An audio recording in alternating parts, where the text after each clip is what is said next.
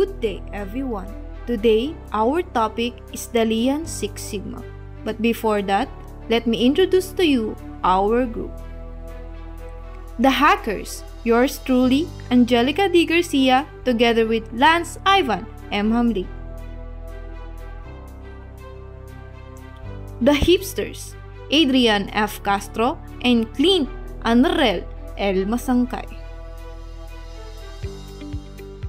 The Hustlers, Janry V. Figueroa and Jarius Lester A. Rodriguez. Hi guys! My name is Angelica Garcia, one of the hackers of our group. So, lean production. Ano nga ba ang lean production? Sabi rito, lean production is a methodology of increasing the speed of a process within a business by cutting out waste. So, lahat ng business, kahit na ano pang business yan, food businesses, clothings, or maybe cosmetics, there's always a process. And itong lean production na to, sabi nga rito, will speed that process by cutting out waste. So, ano nga ba yung mga waste na sinasabi rito na kailangan nalisin or i-cut off sa loob ng isang negosyo? Let's proceed to waste. What is waste? Sabi dito, waste is any part of business which doesn't add any value. Kapag sinabi nating value, ito yung mga bagay na nakapagbigay ng benefits or importante siya sa isang business, no? So, kapag may mga bagay or mga pangyayari sa isang business na hindi naman nakakapagbigay ng benefit, is yun yung sinasabi nating waste na tinatawag sa isang business. So, let's proceed.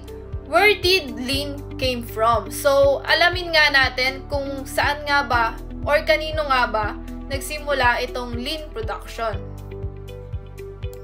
So, sabi dito, lean thinking originated at Toyota from its production system.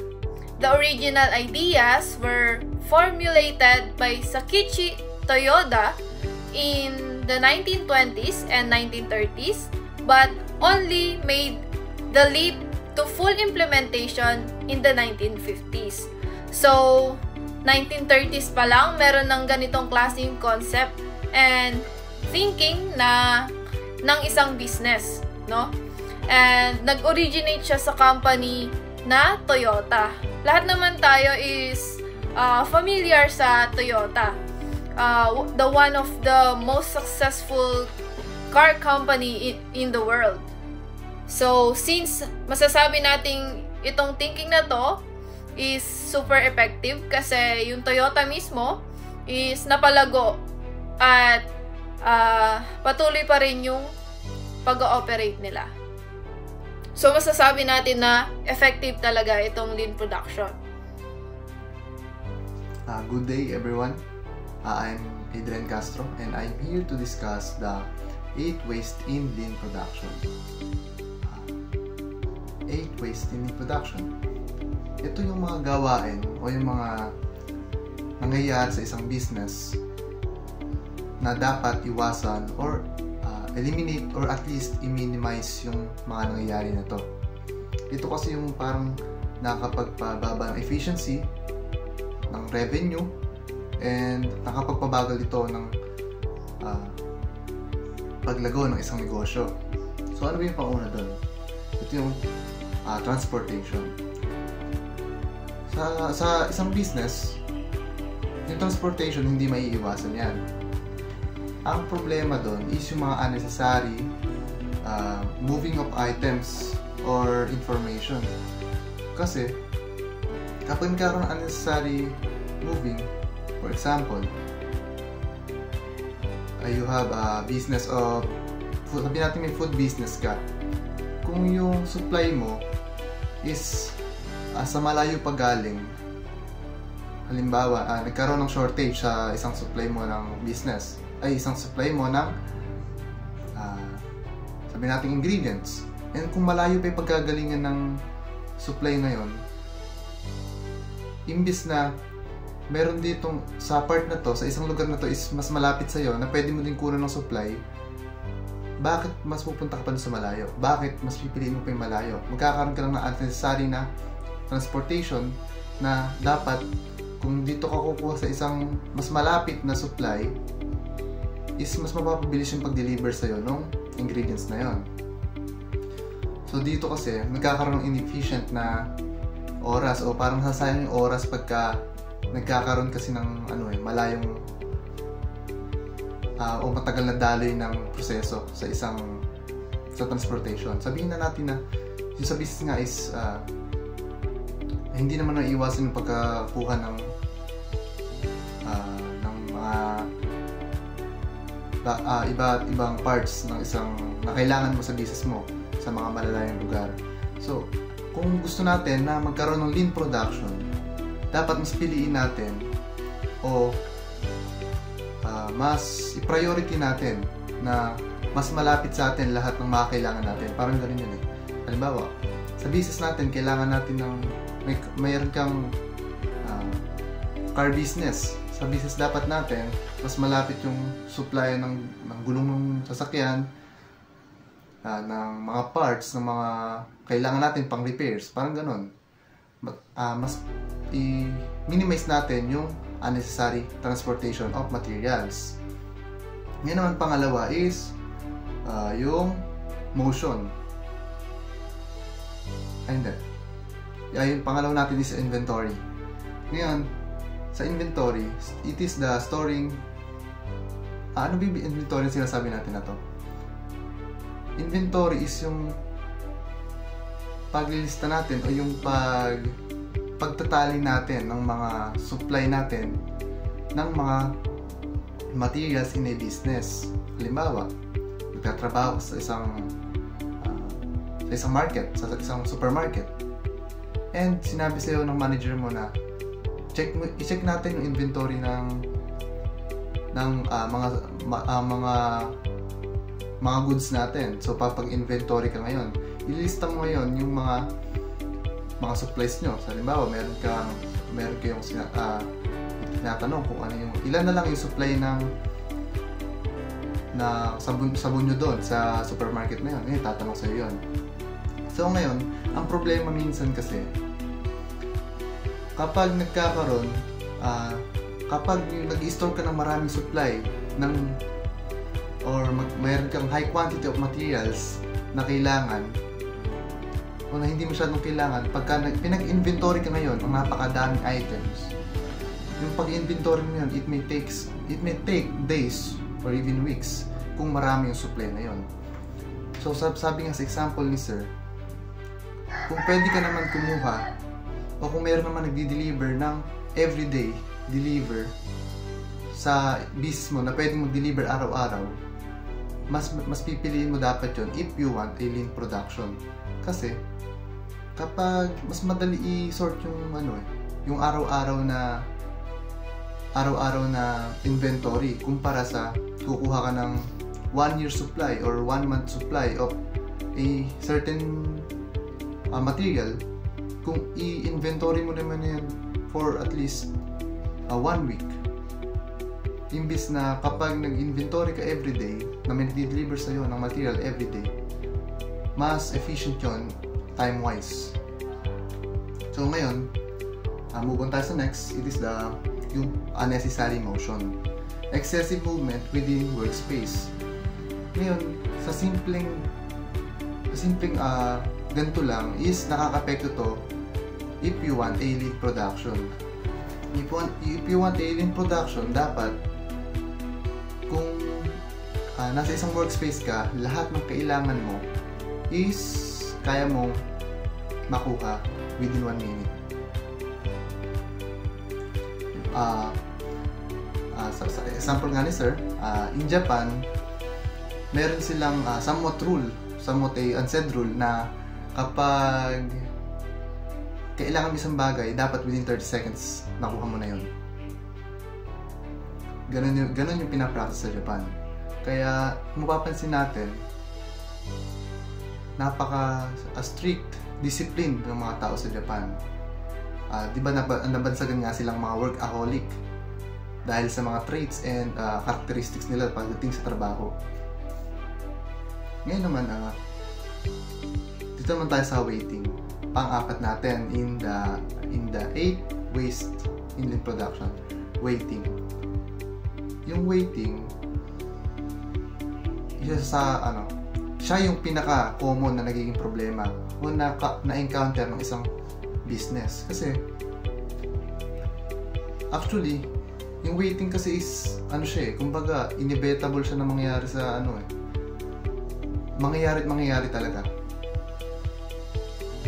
Some businesses take advantage of waiting. So, very rare lang yun. An example here is to eliminate or to minimize waiting. Yung iba, ang paraan nila, nagkakaroon sila ng nag-a-add sila ng halimbawa in cashier or in a cafeteria, sabihin natin na nagkakaroon ng pila dun sa isang side, ngayon mag-a-add sila ng isa pang mag-serve na pagkain, diba? Ngayon, kaya kailangan natin i-eliminate yung waiting time. It is causing delay, which is waste of time in a business. Ito ay dapat ma-minimize dahil nakaka-apekto ito sa business natin. Maliit lang siyang epekto, pero malaking epekto to ng isang customer kung magkakaroon sila ng halimbawa bad reviews, bibigyan ka ng bad reviews ng isang customer dahil nag-aantay siya ng matagal sa business mo nung galing siya sa isang sineserve mo. Ngayon, dumako tayo sa pang-lima. This is the overprocessing. Doing more work than necessary that doesn't add value to your business. Overprocessing. Somewhat similar ito sa kung kukuha tayo in real life example. Halimbawa, pinagawa kayo ng schoolworks nung high school kayo, di ba nagpapagandahan pa kayo ng mga pinapasa na outputs na halimbawa, meron kayong yung teacher no is fair siya magbigay ng grades, talagang meron siya standard na kapag umabot sa ganito, yung sabi nating nirate niya yung paper nyo. Halimbawa, nagpasa kayo ng paper. I-rate niya yun from 1 to 10 lang. Ngayon, sabihin natin yung paper mo is lagpas pa sa 10. Pero yung prop nyo is may standard na hanggang 10 lang talaga. Ngayon, yung pinaganda na paper na yun, hindi na mag-a-add ng value yung 10 pataas dahil yung prop nyo is may standard na hanggang 10 lang.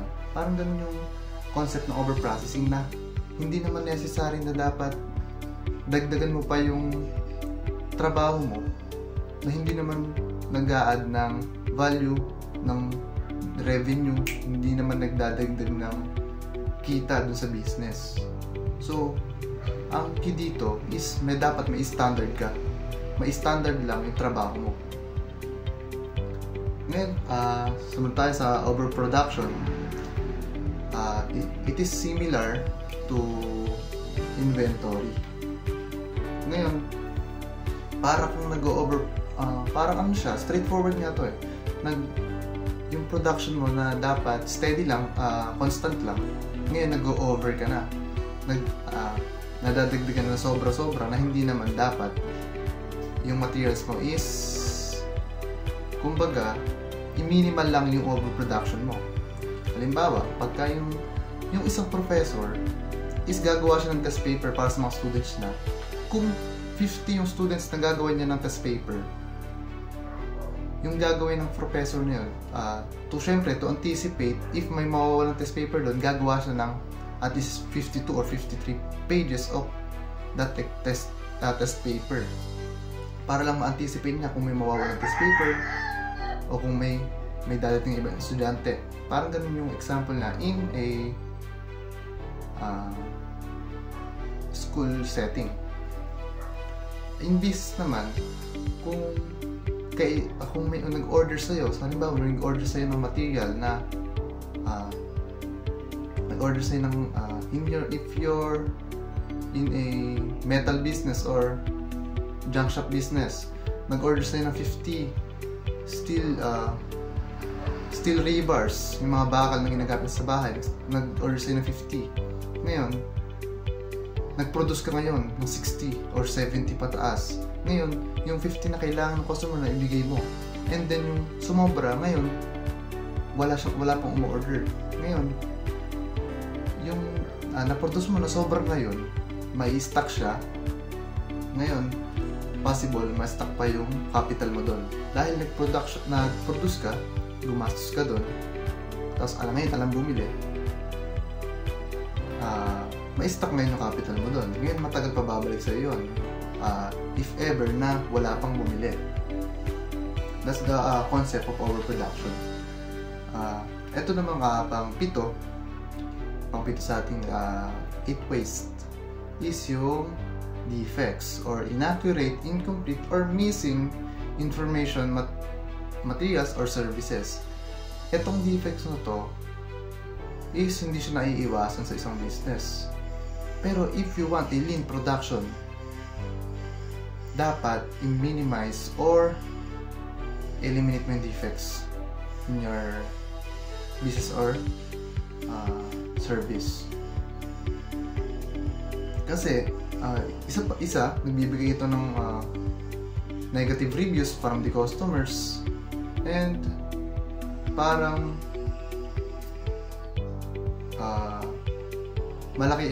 isa ito sa malaking epekto pagdating sa kung gusto mong magkaroon ng lean production in your business.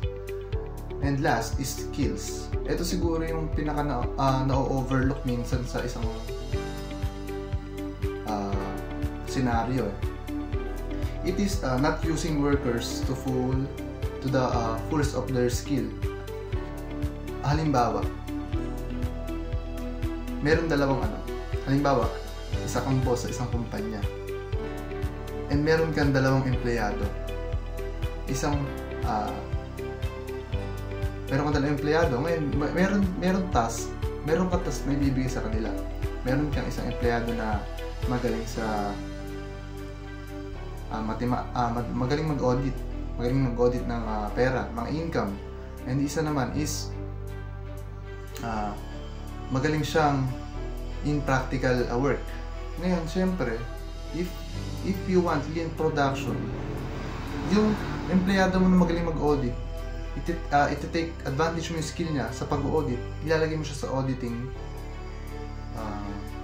work. And isa naman magaling sa practical, syempre ilalagay mo siya sa practical. Ngayon, minsan kasi, kapag hindi ka nakakapagtuon ng pansin sa mga empleyado mo, na-overlook mo yung skills nila. Na kung yung magaling mag-audit na to, minsan nailalagay mo siya sa mas mababang work pa. Na nag-audit, i-inventory mo. Yung magaling sa practical, ngayon pinagagawa mo ng mga papers. Ngayon, hindi mo yung skills na na-develop ng empleyado mo, nasasayang siya. So, if you want to lean production, dapat i-take advantage mo yung mga skills na makakatulong pa sa pag-unlad ng isang business. Ngayon, ang mas maganda pa nito, pwede mong if you own a business, pwede mo silang i-enroll sa mga seminars na para mas mapaganda pa o para mas mapagaling pa sila, i-hone pa nila yung skills nila.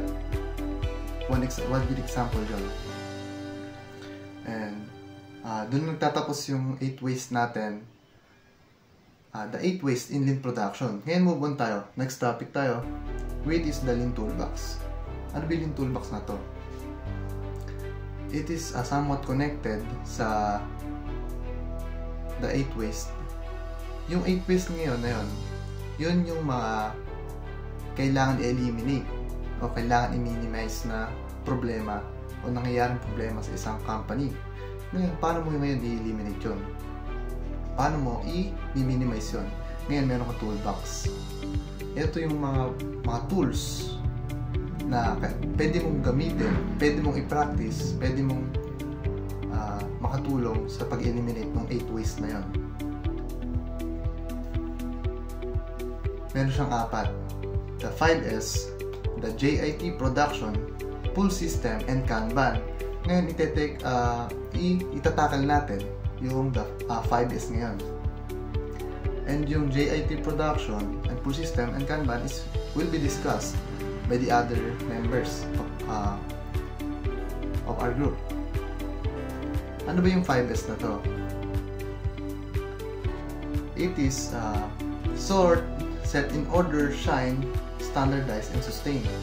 Ngayon, kaya kinag ng 5S, syempre, nag-start lahat ng word na to in letter S. And ito yung parang, it is a set of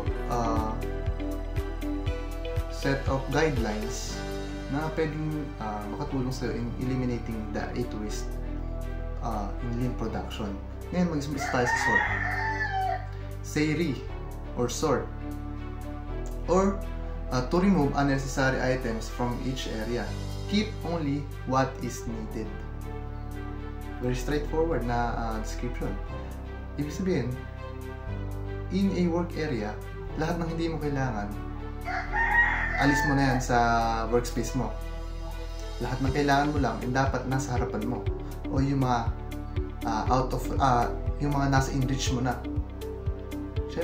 Halimbawa, you're in a workspace, lahat ng rarely mo lang gamitin na tools, dapat sila yung mas malapit dapat sa yung mga lagi mo kailangan na tools kumpara sa mga rarely mo lang na need. Ganun yung concept ng sort. Isa-sort mo lahat ng kailangan mo in a way na yung mga kailangan mo lang yung madali mong reach, yung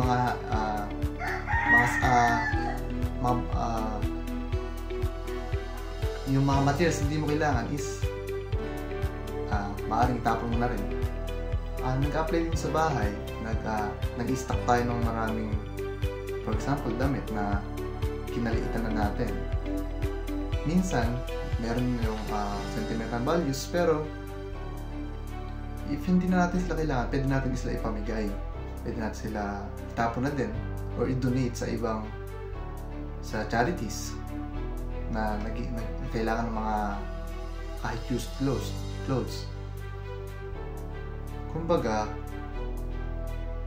to minimize nga yung scattering of items, isort mo yung mga items na yun na dapat yung kailangan mo lang yung nasa iyo. Pangalawa is yung seton or set in order, a place for everything and everything in its place. Kumbaga, in simple terms, yung mga bagay may kanya-kanyang lugar yan. Lahat ng bagay merong kinalalagyan, kaya dapat yung mga materials o yung mga kailangan mo in a business in order siya. Kapag kasi scattered halimbawa meron tayong mga tools, halimbawa nasa garahe ka, meron tayong tools, scattered siya, or yung pamihit is nandun sa lalagyanan ng panglinis, yung martilyo is nasa lalagyanan ng mga pamihit, parang ganun, yung hindi in order o parang scattered yung mga tools mo, na pagka hinanap mo is mahihirapan ka pang hanapin. Ngayon kung meron kang order na yun, nandito yung mga pang repair ng isang sasakyan, pang repair ng kotse, pang repair ng motor, pang repair ng bike. Ngayon, mas madali mo siyang madali ka makaka-maneuver dun sa garahe mo if in order na yung mga tools mo. Yung pangatlo is yung shine or say so. It is cleaning and inspecting the workplace. Tools and machinery machinery on a regular basis to expose problem. Ngayon, sinasabi dito, simple lang to maglilinis ka lang. Maglilinis ka lang ng space mo or workspace mo. Ngayon, yung paglilinis kasi niyan is parang hinahahanap mo na rin dun Halimbawa, naglilinis ka ng garahe mo. And nung habang naglilinis ka ngayon, nakita mo mayroong may leak o may tagas ng langis dun sa gilid na pwedeng mag-cause ng sunog kung sakaling karon man ng spark doon o naturitan yun ng flammable na pwedeng mag-start ng fire, di ba? Na-eliminate mo ngayon yung hazard na yon. Sa paglilinis, sa simpleng paglilinis lang, mai-eliminate mo na yung o makakatulong to maka-eliminate ng heat waste in lean production. Ngayon,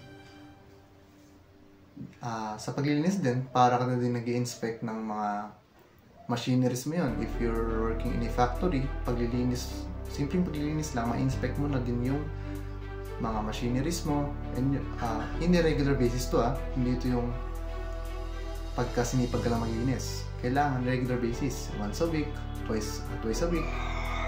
If you're very meticulous, siguro everyday maglilinis ka kung you're in a hazard exposed area. Yung pang-apat naman is yung standardize. Di ba sinabi natin na dapat in eliminating the heat waste, kailangan merong standard. Di ba sabi ko kanina, take note na dapat may standard lahat ng bagay. Hindi ito sobra. And kasi magkakaroon ka na ng unnecessary or over-processing na yon pagka nagkaroon ka ng sumobra pa sa standard ng gawa mo. And dapat daw mag-develop ka ng standard procedures and protocols for the first 3 rules. Yung ano ba yung first rule natin? Say so, yung shine, set in order, tsaka sort. Kailangan daw may standard procedures yun. Hindi lang basta makagawa ka lang o magawa mo lang yung 3 procedure na yun. Halimbawa, pagka-shine, yung standard mo doon is dapat once a week or 3 times a week ka naglilinis or nag-inspect ng machineries. In order naman, dapat lahat ng gawain mo. Sa lahat, sabihin natin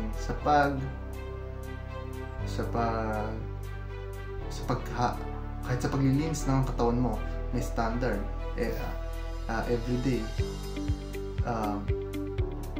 Everyday maglilinis ka ng katawan mo once and yun yung standard mo.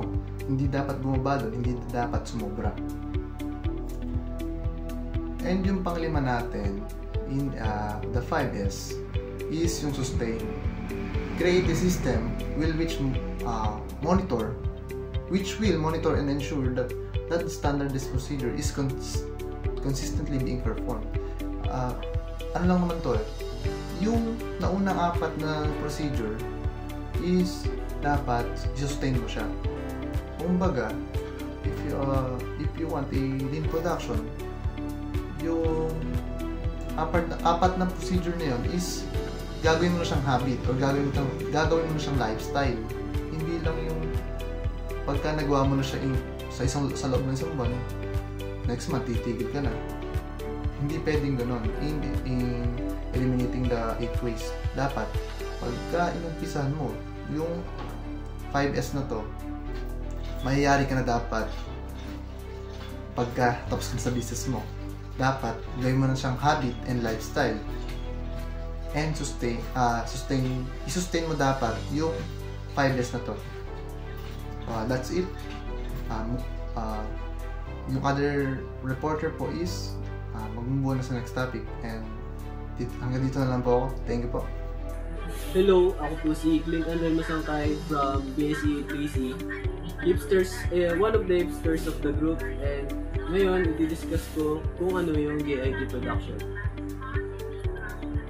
JIT production, just-in-time production, minimizes the time, labor, and materials in manufacturing process. This system ensures that goods are being produced only as they are needed. The desired outcome is a streamlined production system that maintains a minimal amount of on-site raw materials, minimal wait times in the production process, and small batch sizes. So, JIT or just-in-time production, ito raw po yung isang method ng pagmamanufacture kung saan ang goal is mabawasan yung pag-aaksaya or yung waste. So, paano? So, gumagawa sila or bumibili sila ng produkto kung kailan lang kailangan. But JIT production uses the principle of pull system. The benefits within JIT system are low working capital since inventory levels are quite low. Reduction for needed space and materials for handling tools since there is no piling up of too many stocks in the process. So, it uses the principle of pull system. Yung pull system is i-discuss natin mamaya. Dito muna tayo sa benefits. So, benefits daw ng JIT system is low kasi low din yung inventory levels. Ang mga benefits niya is mas maunti yung inventory cost, mas mabilis naman yung production, and mas mababawasan yung waste. Disadvantages naman is pag may delay ng supplier ng stock is malaki yung magiging risk. Mataas din yung risk pagka biglang tumaas yung demand natin. So what is pull system? A pull system is a method for controlling the flow of resources through a process. The goal of such system is to replace only what has been consumed at the optimal time. It is called a pull system because resources are pulled into pipeline only as they are needed or requested. This differs from a push system which attempts to use forecast and schedules to drive the flow of production. So, ang pull system ay isang paraan ng pag-control ng flow ng materials or products sa production process. So, yung main idea dito is gagawa or kukuha ka lang ng kailangan kung kailangan na talaga. So, hindi ka magpo-produce ng sobra or advance. So, bakit ba pull system? Tinawag siyang pull system kasi hinihila or pinupull lang niya yung resources pag may demand. Pag kailangan ng next process, doon lang gagawa or kukuha ng materials. So, iba daw siya sa push system kasi yun advance. So, kahit wala pang customer is inihahanda na yung product.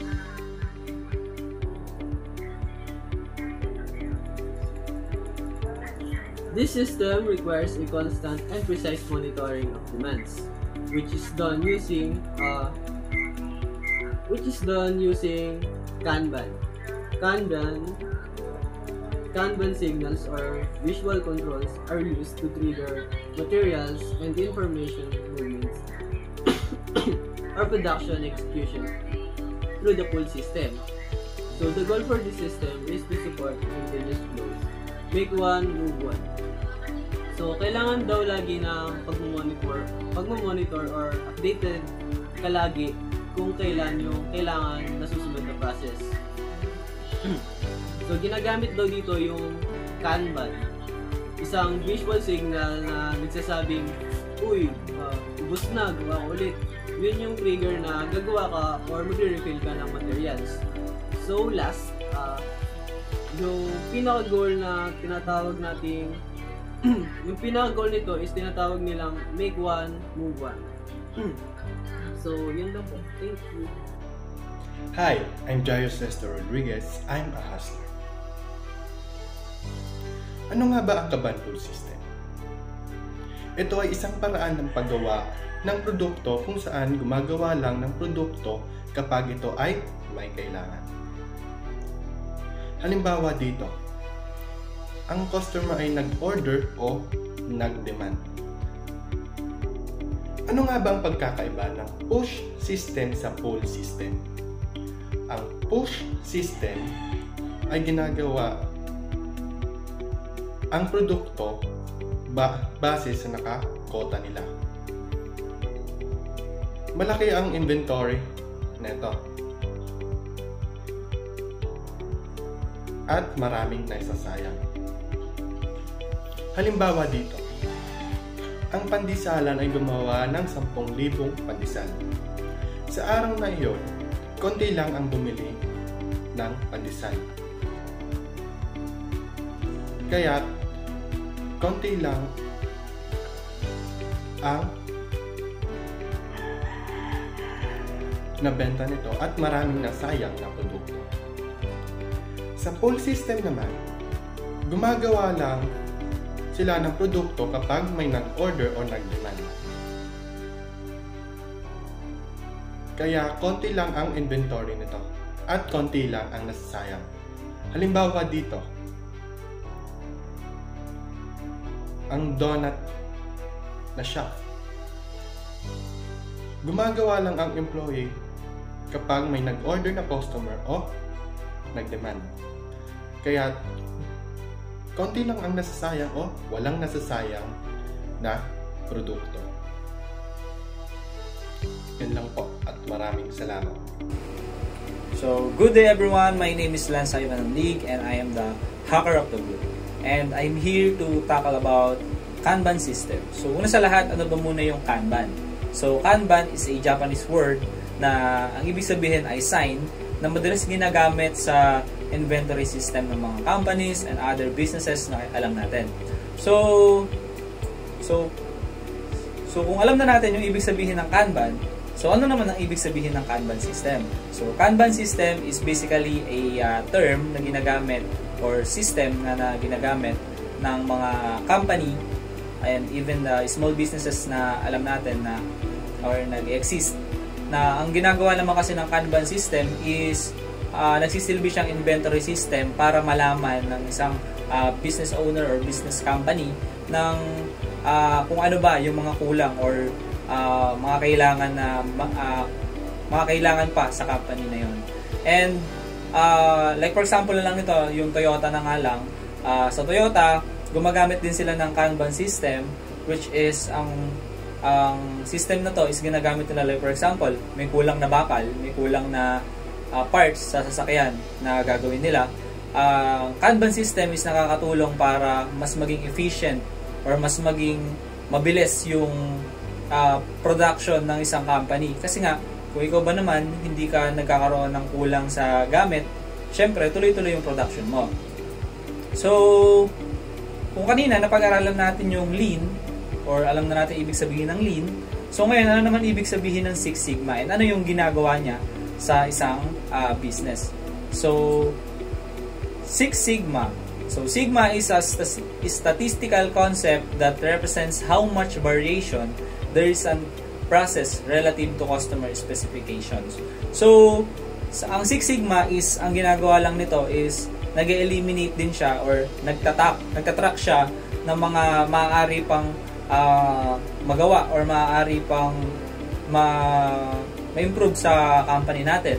So, tulad ng mga ibang models na natakal natin ng mga nakaraan, ang Six Sigma is almost ganun din, but siya is kumbaga ano siya, is statistical concept nga, so more on data siya, more on numbers. So tulad nga nito, ang goal nito is ang goal niya is for perfection nga, ano. So para mas malis natin yung mga pagkakamali, malis natin yung mga aberya sa business natin.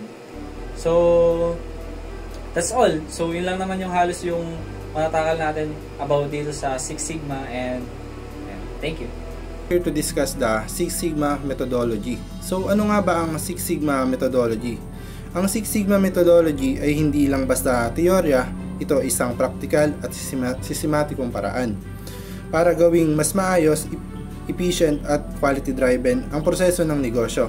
So parang isang cycle ito ng continuous improvement. So kung saan bawat hakbang ay konektado para matiyak na tuloy-tuloy ang pagbuti ng resulta. So nandito tayo para talakayin ang 5 nakapaloob sa Six Sigma. So simulan natin sa define, measure, analyze, improve, and control. So, when we talk about define, dito nagsisimula ang lahat sa stage na ito. Klaruhin at tukuyin. Mamuna kung ano ang problema sa mga proseso. Halimbawa, bakit nga ba bumabagal ang produksyon? O bakit madalas may defect sa produkto? So, dito rin tinutukoy kung sino ang apektado at ano ang goals ng improvement. Sa madaling salita, ito ang foundation ng buong proseso. Kung mali ang define, mali rin ang magiging solusyon. So, next, measure. Kapag alam mo ang problema, kailangan mo itong patunayan gamit ang data. Hindi pwedeng puro hula o obserbasyon lang. Sa stage na ito, kinokolekta mo ang mga eksaktong bilang ng oras o porsyento para malaman kung gaano kalala at gaano kadalas ang nangyayari ang problema. Dito mo makikita kung nasaan ka ngayon at saan mo gustong makarating. So next, analyze. So, pag sinasabi nating analyze, dito mo pinag-aaralan ng malalim kung bakit nga ba nagkakaroon ng problema. Tinitignan mo ang mga pattern, root, causes, at mga variation sa proseso. Sa madaling salita, hinuhukay mo kung ano talaga ang ugat ng issue. Hindi lang kung ano ang nakikita sa surface kapag mali ang analysis, sayang ang effort sa susunod na step. So next, improve. Sa improve naman, ito ang action part. Gamit ang mga natuklasan mo sa analysis, gumagawa ka ng solusyon para ayusin ang mga gap sa proseso. Dito pumapasok ang creativity at experimentation. So, pag pumasok yung experimentation, nagtetest ka ng bagong approach. Ina-adjust ang mga workflow o nag-introduce ka ng bagong tools. Layunin dito, mapabilis at mapabuti at mapataas ang quality ng output mo. So next, control. So kapag sinabi natin control, dito nag-i-implement na ang mga improvements. Hindi pa tapos. Dito tinitiyak na manatiling stable at effective ang mga pagbabago. Gumagawa ka ng monitoring system, feedback loops at regular checks para hindi bumalik ang luma at problemadong sistema. Sa madaling sabi, ito ang stage ng nagpapatibay sa success ng buong proseso. So, sa kabuuan, ang Six Sigma methodology ay parang roadmap to excellence mula sa pag-alam ng problema hanggang sa pagpapanatili ng solusyon. Ang goal nito ay mas konting mali, mas mataas na quality at mahusay na performance sa bawat aspeto ng negosyo. Sunod naman natin talakayin ang historical evolution from assembly lines to smart production. Noon, nagsimula ang automotive manufacturing sa manual labor at simpleng assembly lines. So, ang mga tao mismo ang nag-assemble ng bawat parte ng sasakyan. Halimbawa, sa unang panahon ni Henry Ford, bawat worker ay may kanyang gawain. Kaya't mabagal pero maayos ang proseso. Ito ang tinatawag na mass production era, kung saan ang goal ay gumawa ng maraming produkto sa mas mabilis na paraan. Pero ngayon, nasa modern development na tayo. Ang mga factory ang mga gumagamit ng automation, robotics at digital design. Halimbawa, sa mga planta ng Toyota o Tesla, robots na ang nagwe-welding o nagpipintura ng kotse, habang ang mga tao ang nagmamonitor gamit ang computers. So ang resulta, mas mabilis ang production, mas consistent ang quality, at mas konti ang error. Ito ang tinatawag na smart production, kung saan tao at teknolohiya nagtutulungan para gawing mas advanced at efficient ang paggawa. So maraming salamat po. That's all, guys. Thank you for listening.